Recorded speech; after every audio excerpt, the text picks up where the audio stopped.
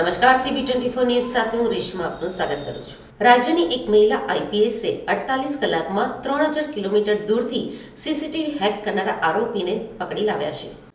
મહિલા આઈપીએસ લવીના સિન્હા ગુજરાતના chief secretary રહી ચૂકેલા આઈએએસ વરિશ સિન્હાના પુત્રી છે, જ્યારે તેમના પતિ પણ ગુજરાત કેડરના આઈએએસ ઓફિસર છે. આ ઉપરાંત તેમના બીજા નજીકના ફેમિલી મેમ્બર્સ પણ સિવિલ સર્વિસીસ સાથે જોડાયેલા છે. લવીનાએ 2016માં યુપીએસસીમાં સમગ્ર દેશમાં 183મો રેન્ક મેળવ્યો હતો અને હિંમતનગરમાં પ્રોબેશન પીરિયડ પૂરો કર્યો. ત્યાર પછી વિરમગામમાં એસીપી તરીકે ફરજ બજાવી હતી. હાલ તેઓ અમદાવાદ સાયબર ક્રાઇમ ડીસીપી છે. ગૃહ રાજ્યમંત્રી હર્ષ સંઘવીએ વિધાનસભામાં કહ્યું કે મહિલા આઈપીએસ લવીના સિન્હાને અભિનંદન આપું છું. રાજ્યની એક મહિલા આઈપીએસ 48 કલાકમાં 3000 કિલોમીટર દૂરથી સીસીટીવી હેક કરનારા આરોપીને પકડી લાવ્યા છે. તેઓ સાયબર ટેરરિઝમ લગાવનારા પહેલા મહિલા આઈપીએસ અધિકારી છે. મારા રાજ્યની મહિલા આઈપીએસોને ખૂબ ખૂબ અભિનંદન, વંદન અને નમન કરું છું. માનનીય અધ્યક્ષશ્રી, કાલની જ ઘટના કહું છું.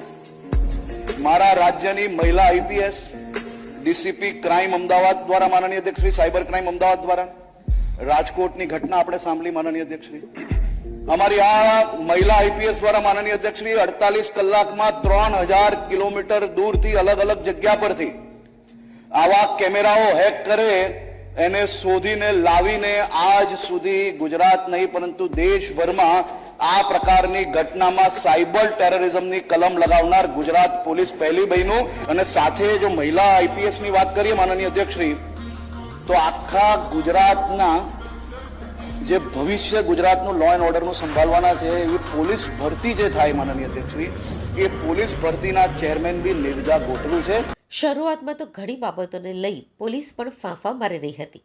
બરાબર એ જ સમયે અમદાવાદ સાયબર ક્રાઇમ જ ફરિયાદી બની અને cyber crime DCP Lavina સિન્હાએ case હાથમાં લીધો.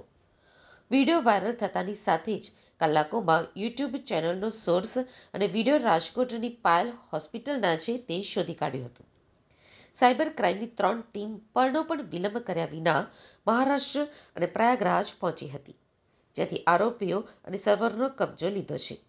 તેમના ઉપર આઈટી એસીટી 66F લગાવવામાં આવી છે. આ કલમમાં અપરાધને આતંકવાદ માનવામાં આવે છે અને એમાં જામીન મળી શકતા નથી. આ સાથે જ આ કલમમાં આજીવન કેદની સજાની જોગવાઈ છે. મહિલા માટે સુરક્ષિત સ્થળો જેવા કે હોસ્પિટલ અને ગંગા નદી જેવી જગ્યાએથી જો કોઈ સ્ત્રીઓની ગરિમા લજવાઈ એવું કૃત્ય કરે તો તે આતંકવાદની કેટેગરીમાં આવે છે. જે પ્રાંજલ તેલી છે એ મુખ્ય આરોપી છે. એ અને એના મિત્ર સાથે એ પોતે આ જે ગ્રુપ ચલાવતા હતા. આ વિડીયોની કિંમત 800 થી 2000 રૂપિયાની આ લોકો એમાં વેચતા હતા. જે પ્રાંજલ તેલી છે એને છેલ્લે 7-8 મહિનામાં 8 થી 9 લાખ રૂપિયા આનાથી કમાયા છે. પ્રાંજલ તેલી સાથે એક એનો મિત્ર પણ છે, એનું નામ આમાં બહાર આવ્યું છે, એની તપાસ અત્યારે ચાલુ છે. અને આ પાટેલ અને તેલી બંને સંપર્કમાં હતા. બંને મહારાષ્ટ્રથી છે, લાતુરની આજુબાજુ રહેવાના એમનું છે. અને આ લોકો આ 6 થી 8 મહિના ઉપર આ કામમાં સક્રિય હતા અને આ લોકો આ રીતે ઓપરેટ કરતા હતા. આમાં 2 ટેલિગ્રામના આઈડી મળ્યા છે જેની અમે અત્યારે તપાસ કરી રહ્યા છે. એના દ્વારા આ લોકો આ વિડીયોઝ ખરીદતા. આ લોકો જે સીસીટીવી હેક કરતા હતા અને હેકર્સમાંથી આમના એક મિત્ર છે એ હેક કરવામાં હોશિયાર હતા. પ્લસ જેનાથી સોર્સથી આ લોકો આ વિડીયો મેળવતા હતા એ પણ પોતે હેકર છે અને એની પણ અત્યારે મારી તપાસ ચાલુ છે.